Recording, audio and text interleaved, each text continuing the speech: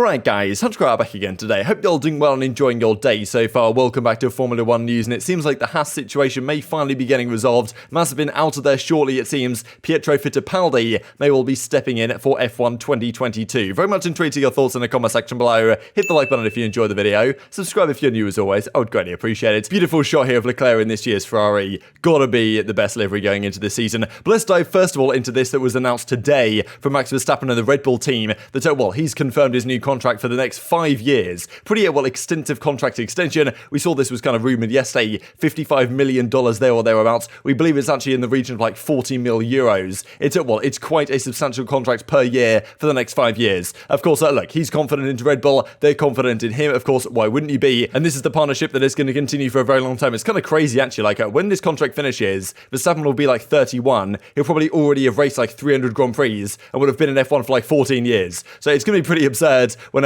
this does come to fruition. Of course, things can all change over time, but as he says, really proud to announce that Red Bull Racing will be my home until at least 2028. So yes, definitely, we saw not too long ago that Norris signed that contract to like 2025 or something. We'll have a look at that actually at the end of the video. But this is, if anything, probably slightly less risky because at least Red Bull have proven in the last year or so they can actually produce a championship-winning car, as opposed to McLaren, very much up in the air. Who knows how things will go there with these new regulations, of course. But until 2028, he does say a few things here over on the website at Verstappen.com. Says, I really enjoy being part of the Red Bull Racing team. Choosing to stay until 2028 was an easy decision. Loved this team. Last year was simply incredible. Our goal since we came together in 2016 was to win the World Championship. We've done that. It's now about keeping the number one on the car in the long term, which of course is very much easier said than done. But of course they'll give it a good go, I'm sure, this coming season. This also, as Ian Parks points out, ran in the ballpark of 40 million euros per year. That's a pretty decent 230 mil pounds, at least on current exchange rates, over the next 7 years or so until 2028. So not bad at all. 2028 contract extension, I guess it's actually like 6 years or whatever, isn't it?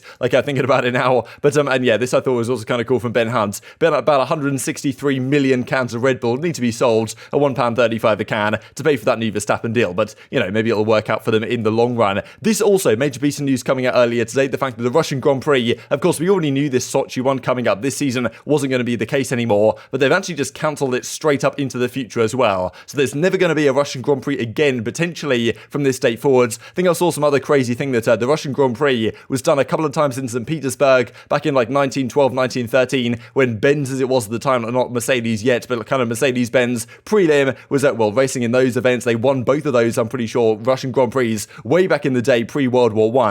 And then it's been raced about 8 or so times over the last few years in Sochi, when Mercedes-Benz has won every single one of those races. So it's possible that, for all time, Mercedes will win like every single ever Russian Grand Prix, as they have done so far at the very least. Maybe it will come back at some point or another, but yes, cancelled for this year, cancelled for all future years as well. Of course, at least as the situation sounds right now, things could of course change, but it don't seem particularly likely to at the moment. Now, of course, as Medland says, this doesn't apply just to Shotzi, but also into any future races near St. Petersburg that was meant to be the home for the Russian Grand Prix going forwards, right? Which, that seemingly is not going to be the case anymore. Questions have been raised then, of course, what is actually going to replace Sochi this season? What are they going to do about future seasons, right, when St. Petersburg was meant to be coming back into the picture? So, typically what they'll do, and of course it would have been around Europe, right? Logistically, they probably want like a Grand Prix in the European side. That would make sense. There's been a lot of talk about some, South African circuits and stuff like this all over the shop. Like, there's so many possible circuits that they could go to, but logistically, they probably have to stay around Europe, which of course makes it seem relatively likely we might return to Turkey. Turkish Grand Prix probably will come back. It depends what they want to do. They could go a few different ways, but usually if there's some sort of issue,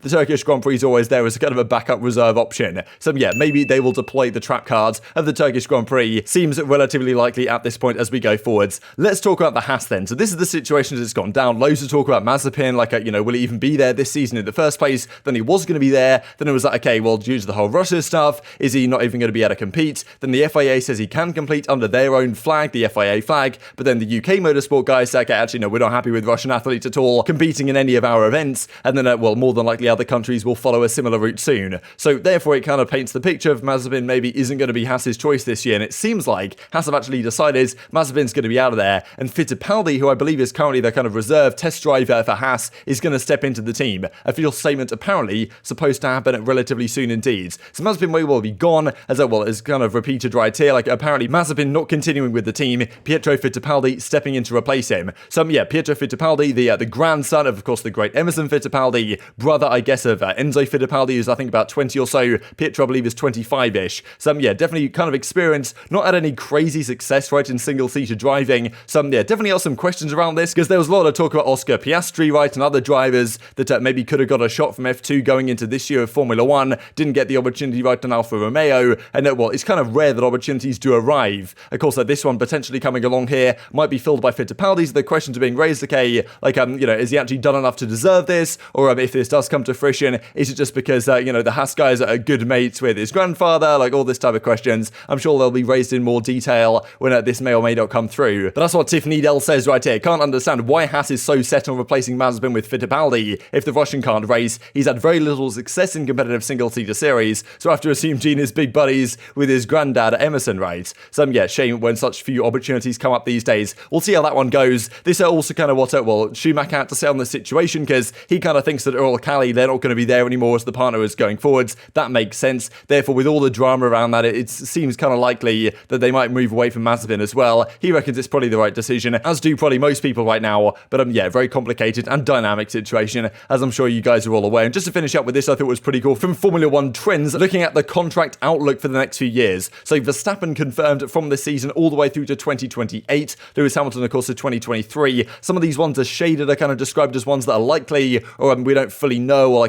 possible to happen, potential extension clauses. You'd imagine Russell probably continues for at least a couple of years. But some changes, some, of course, drivers getting out of there. And most of these contracts, relatively short-term basis. Ocon at Alpine for quite some time until 2024. Charles Leclerc in a similar position over at Ferrari. Lando Norris with that pretty long contract to 2025. And that's the thing, yes, Verstappen's contract on this basis is crazy long to 2028, but at least they've proven they can build a championship-winning car. McLaren and Norris, some questions there as to whether he's going to be able to compete these next few years. Hopefully the grid this year is more competitive than ever, but we shall see how it goes. But very much enjoyed your thoughts and all this stuff in the comment section below. Hope you guys enjoyed the video. If you did enjoy it, hitting a like button tells the YouTube gods this is a good video, others similar to you should see it as well, and I'll grow this channel as quickly as is possible. Thanks for watching as always, take care, and I'll see you next time.